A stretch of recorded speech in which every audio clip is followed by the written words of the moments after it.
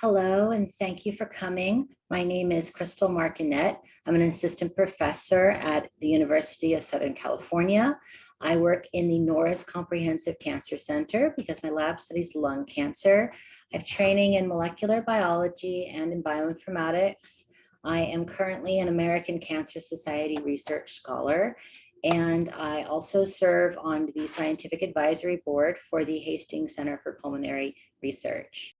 My lab does a combination of molecular biology and bioinformatics to answer fundamental questions in the origins of lung cancer.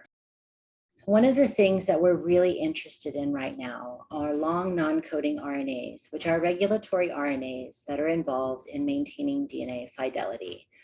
One of the great promises that lincRNAs hold is that some of them can be correlated to the amount of mutational burden inside of a tumor. That's what's shown in the middle panel. What's really interesting about that is that a tumor has to express multiple neoantigens for it to be recognized by the immune system. However, measuring the amount of mutational burden inside of a tumor currently is a very difficult thing to do. So one of the major areas that we are exploring is using surrogate biomarkers, long non-coding RNA surrogate biomarkers, to be able to address this in a more clinically viable setting. Another thing that we're studying is the effect that functional long non-coding RNAs can have on DNA damage repair.